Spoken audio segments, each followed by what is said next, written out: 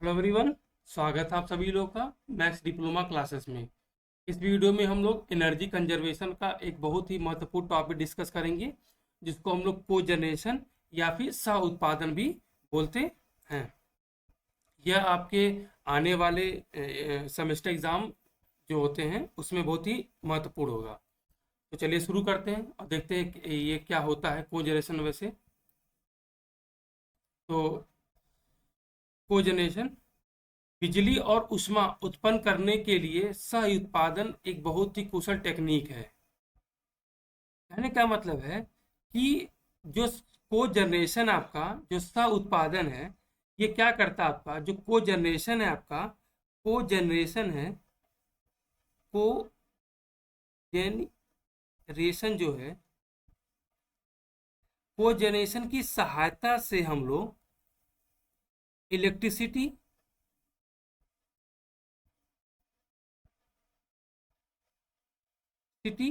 और हीट दोनों प्राप्त करते हैं।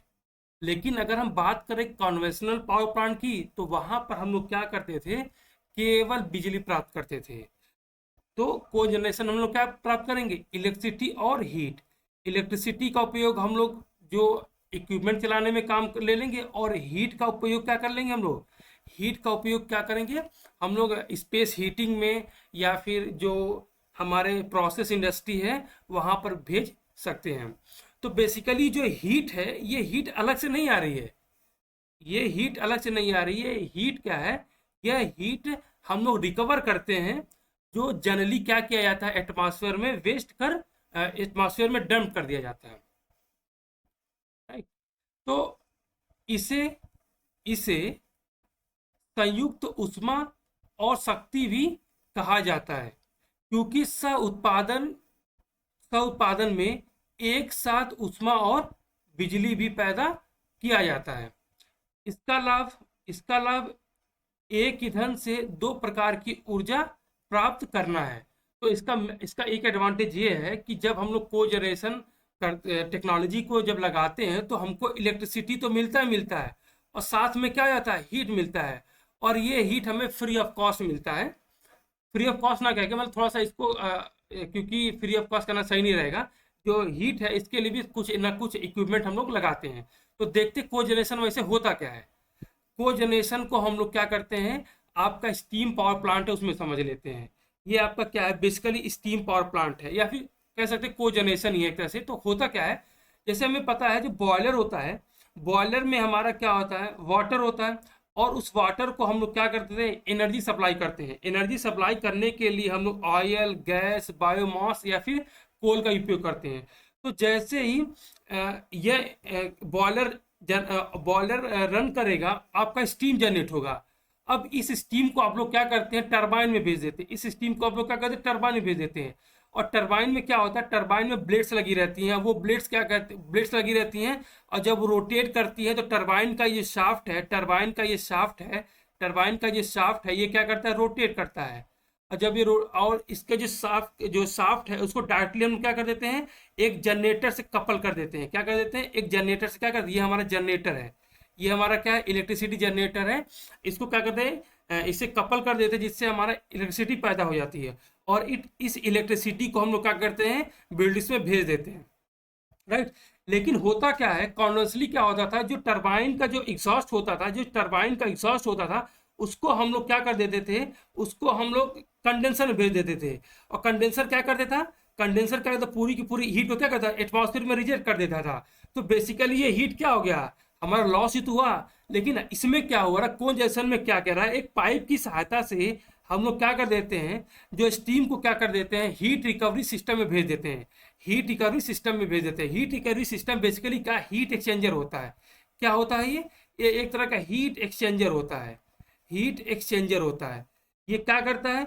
जो स्टीम से क्या करता है? स्टीम जो यहाँ से आती है, और यहाँ से आपका ठंडा पानी आता है। तो ये क्या कर देता है? ये स्टीम इसको एनर्जी दे देता है अपनी, और आपको क्या मिल जाता है? गर्म पानी मिल जाता है। तो गर्म पानी भी आप लोग क्या कर सकते हो? आप इस बिल्डिंग में दे सकते हो। तो ये बेसिकली क्या है? ये आपका को जनरेशन का एक सिंपल सा आइडिया है। एक बार मैं फिर से बता देता हूँ। को जनरेशन में लोग क्या करते हैं? जो स्टीम आपके टरबाइन पे मिला है उस स्टीम को क्या कर देते हैं हम लोग, उसका कुछ भाग हम लोग इलेक्ट्रिसिटी जनरेट करने में कर देते हैं, और कुछ भाग जो होता हो उसको एटमॉस्फेयर में डंप नहीं करते, हम लोग क्या कर देते हैं उसको हम लोग हीट रिकवरी सिस्टम यानी कि हीट एक्सचेंजर में भेज देते हैं। और हीट एक्सचेंजर क्या करता है, जो आपका नॉर्मल टेम्परेचर पे वाटर होता है उसको क्या करता है, इसको हीट कर देता है। बेसिकली ये जो कॉन्सेप्ट है ये बहुत ही फैशन में चल रहा है और यूरोपियन कंट्री में बहुत ज़्यादा उपयोग होता है। ये हमारा था क्या, ये हमारा क्या था, कोजनरेशन। आगे देखते हैं इसके बाद और क्या है इसके आगे। कोजनरेशन में देखते हैं इसकी क्रियाविधि देख लेते हैं कि भाई कोजनरेशन वर्क कैसे करता है। तो जो मैंने पिछला बताया था वही होता है और इसमें कुछ स्पेशल नहीं है।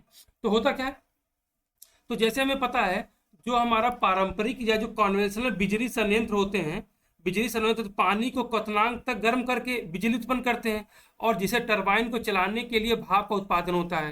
तो जैसा मैंने पिछली बार बताया कि जो कन्वेंशनल आपके बिजली बनाने के जो संयंत्र होते हैं उसमें क्या करते हैं, वाटर को हीट कर देते हैं, और हीट जब करते हैं तो उसको क्या हो जाता है, उसमें स्टीम जनरेट होता है, उस स्टीम को हम लोग क्या कर देते हैं, टरबाइन में भेज देते हैं। पानी को आमतौर पर कोयला, तेल, प्राकृतिक गैस जैसे जीवाश्म ईंधन का उपयोग करके गर्म किया जाता है। और हमने ये भी देखा था जो बॉयलर में जो हीट सप्लाई हो रहा है वो किसके द्वारा हो रहा है, कोयला के द्वारा, तेल के द्वारा या फिर ऑयल के द्वारा हो रहा था। इस प्रक्रिया के हर चरण में ऊर्जा बर्बाद होती है। पारंपरिक बिजली उत्पादन के दौरान लगभग 7% की ऊर्जा में बर्बाद हो जाती है। कहने का क्या मतलब है, आप जब देखोगे तो जब जब टरबाइन चलती है, टरबाइन के बाद जब टरबाइन के चलने के बाद आपका आपका जो स्टीम निकलता है वो कंडेंसर में जाता है। और आपको पता होना चाहिए कंडेंसर के अंदर कम से कम 60% की ऊर्जा क्या होती है, लॉस हो जाती है। और कुछ ऊर्जा हमारी कहाँ पर लॉस हो जाती है, बॉयलर में भी यूज होती है, बॉयलर में भी लॉस होती है। तो इसीलिए जो आपका जो कन्वेंशनल या जो थर्मल पावर प्लांट है उनकी जो एफिशिएंसी होती है वो 30 से 35% ही होती है। इसका मतलब है आप 100% एनर्जी जब देते हो तो उसका क्या होता है, 30 से 35% ही आपका काम करता है। बाकी आपका क्या हो जाए, 70 से 65% जो होता है वो लॉस हो जाता है, और या फिर हम उसको डंप कर देते हैं एटमॉस्फेयर में। तो हम लोग क्या करते हैं, को जनरेशन में क्या करते हैं, जो 70 से 65% की जो थर्मल एनर्जी है इसको हम लोग क्या कर लेते हैं, रिकवर कर लेते हैं। और जब ऐसा करते हैं तो हमारी जो इफिशियंसी क्या हो जाती है, इफिशियंसी भी क्या कर जाती है, इंप्रूव कर जाती है। इफिशियंसी भी क्या कर जाती है, इंप्रूव कर जाती है। ठीक है, तो ये इसका मतलब है। इसके बजाय सह उत्पादन संयंत्र इस ऊष्मा को पकड़ता है और गर्म पानी को पाइप की सहायता से उपभोक्ता तक पहुंचाता। तो जैसे हम लोग देखे थे कि ये जो आपके पास जो स्टीम आ रहा था इसको इसने क्या कर लिया, कैप्चर कर लिया, और कैप्चर करने के बाद क्या किया, इसने बिल्डिंग में भेज दिया। तो बिल्डिंग में भेज दिया जिससे हुआ क्या, आपको अलग से पानी को गर्म करने के लिए कुछ इक्विपमेंट नहीं लगाना पड़ा, जिससे आपकी सेविंग क्या होने लगी, बढ़ने लगी। राइट, ठीक है। तो सह उत्पादन मुख्य लाभ, बहुत सारे इसके लाभ हैं, क्योंकि इसमें उच्च दक्षता प्राप्त होती है। भाई दक्षता क्यों बढ़ गई, क्योंकि हमको पता है इफिशियंसी जो होती है वो होती है आउटपुट अपॉन इनपुट होती है, आउटपुट अपॉन इनपुट होती है। तो इनपुट आपका घट गया, जिसकी वजह से क्या हो गया, इफिशियंसी क्या कर गई, बढ़ गई आपकी। राइट, तो उत्पन्न ऊर्जा का 70 से 90% तक उपयोग किया जाता है। जो को जनरेशन होगा, को जनरेशन हमने देखा था 100% हमने इनपुट दिया, तो इसका कम से कम हम लोग 70 से 80% तक क्या कर लेते, उपयोग कर लेते। और पहले हम लोग क्या करते थे, पहले हम लोग 30 से 40% ही कर पाते थे, लेकिन को जनरेशन लगाने के बाद क्या हो गया, 70 से 80% होगा। तो इस तरह हम लोग देख सकते हैं को जनरेशन क्या कर रहा है, हमारी सेविंग में इंक्रीज कर रहा है, और जिससे हमारे सिस्टम की इफिशियंसी क्या हो रही है, बढ़ती जा रही है। राइट, आगे चलते हैं। तो इसके एडवांटेज देख लेते हैं। भाई इसके क्या एडवांटेज है, इसको इंग्लिश और हिंदी में मैंने करके रखा है, जिसको जो कंफर्टेबल, जो आपको जैसा आपको कंफर्टेबल लगे आप लोग कर सकते हैं। मैं बेसिकली इसको हिंदी में एक्सप्लेन कर रहा हूँ। ठीक है, अच्छा तो देखते क्या है इसमें। तो क्या होगा, क्या फायदा होगा हमारा, क्या फायदा होगा इसमें हमारा क्या फायदा होगा, अगर हम लोग को जनरेशन कर रहे हैं तो क्या फायदा होगा। पहला क्या है, इसमें क्या है, ऊर्जा दक्षता में वृद्धि। क्या होगी, ऊर्जा दक्षता में क्या हो जाएगी, वृद्धि हो जाएगी। क्यों, क्योंकि हमने देखा था कि हम जो क्या कर रहे थे, एनर्जी को डंप ना करके उसका उपयोग कर ले रहे थे।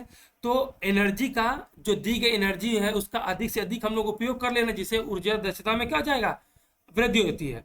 गर्मी और बिजली अलग अलग उत्पादन की तुलना में सह उत्पादन 40% अधिक है। कहने का क्या मतलब है, यदि आप लोग इलेक्ट्रिसिटी अलग जनरेट कर रहे हो और हीटिंग अलग कर रहे हो तो इसकी इफिशियंसी कम होगी। लेकिन आप लोग क्या करो, heating heating heating plus electricity electricity एक साथ जनरेट करो तो आपका क्या होगा, एनर्जी में दक्षता आएगी, राइट। अच्छा, ऊर्जा लागत में कमी। ऊर्जा लागत में सह उत्पादन में उपयोगकर्ता उच्च दक्षता से लाभान्वित होता है। तो जाहिर सी बात है आपकी इफिशियंसी क्या हो गई, आपकी इफिशियंसी बढ़ गई। अगर आपकी इफिशियंसी बढ़ गई है तो इसका मतलब है कि आप कम लागत, आपकी लागत भी कम हो गई, और कम लागत हो गई है तो आपका पैसा भी क्या होगा, बचने लगा, राइट। अच्छा, आगे देखते हैं, नवीकरणीय ऊर्जा का समर्थन करना। और कोजनरेशन जो होता है, कोजनरेशन में हम लोग बायोमास का भी यूज करते हैं।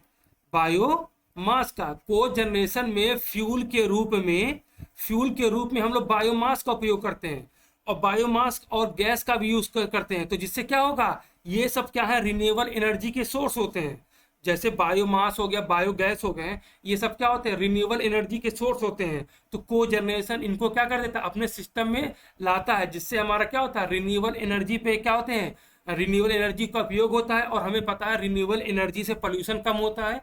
अगर पोल्यूशन कम होगा तो हमारे वातावरण भी क्या हो जाएगा, वातावरण भी ठीक रहेगा, जिससे ग्लोबल वार्मिंग की समस्या भी नहीं आएगी। तो ये इसके फायदे हैं। और देख लेते हैं, पारेषण और वितरण लागत में कमी होता है। कहने का क्या मतलब है कि आपको पता है कि थर्मल पावर प्लांट होते हैं, वहां से आपको आपके घर तक लाने में इलेक्ट्रिसिटी को ट्रांसपोर्टेशन करना पड़ता है, जिससे क्या होता है, लॉस होता है, बहुत सारे लॉस होते हैं। लेकिन इसमें क्या होता है, आपको क्या पड़ते हैं, ये जो यूनिट है आपके भवन के पास ही लगा रहता है। तो भवन के पास ही लगा रहता है, जिसकी वजह से क्या होता है, और भवन के पास लगने की वजह से क्या होता है, हीटिंग और इलेक्ट्रिसिटी एक साथ जनरेट हो जाती है, जिससे ट्रांसपोर्टेशन की क्या हो जाती है, लॉस में कमी आती है। ये इसका और फायदा होता है हमारा। आयात पर निर्भरता कम हुई। उच्च दक्षता से यूरोप की, बेसिकली यूरोप में क्या होता है, ईंधन की मांग में क्या हो गई है, कमी आ गई। क्योंकि हो क्या रहा है कि आप 30 से 40% पहले आपका सिस्टम वर्क कर रहा था इफिशियंसी से, लेकिन अब क्या हो गया, 70 से 65% पे वर्क कर रहा है। तो आपको क्या होगा, आपका डिमांड भी तो क्या होने लगा, आपका एनर्जी कंजम्पशन भी क्या होगा, कम होने लगा। और आपका जब एनर्जी का कंजम्पशन कम होगा तो आप कम से कम एनर्जी को क्या करोगे, बाहर से मंगाओगे। तो होगा क्या, इससे आपकी डिपेंडेंसी भी क्या हो जाएगी, कम हो जाएगी दूसरे देशों पे। तो ये सब क्या थे, आपके एडवांटेज हैं, राइट। ये सब क्या है आपके, ये सब क्या आपके एडवांटेज है। तो इसका ये सब क्या है, एडवांटेज है। इसके और भी एडवांटेज है, जैसे आपका जो पर्यावरण को भी क्या करेगा, ये हानि नहीं पहुंचाएगा, राइट। क्यों, क्योंकि इसमें हमको पता है बायोमास या फिर बायोगैस यूज हो रहा है, जो कि रिन्यूएबल एनर्जी के सोर्स है। ये पोर्टेबल भी होता है। कहने का मतलब है इसको एक स्थान से दूसरे स्थान तक ले जाने में भी बहुत ही सक्षम होता है, क्योंकि ये स्मॉल स्केल पर होता है, राइट। तो ये था आपका कोजनेशन। कोजनेशन के इसके एडवांटेज देखा हम लोगों ने, इसकी क्रियाविधि देखी, ये कैसे वर्क करता है, इसकी क्रियाविधि देखी हम लोगों ने, ये कैसे वर्क करता है, और इसके बारे में हमने जाना है। ये आपके बीटी बोर्ड के लिए बहुत ही इंपॉर्टेंट है, राइट। तो इसको अच्छे से आप लोग पढ़िएगा।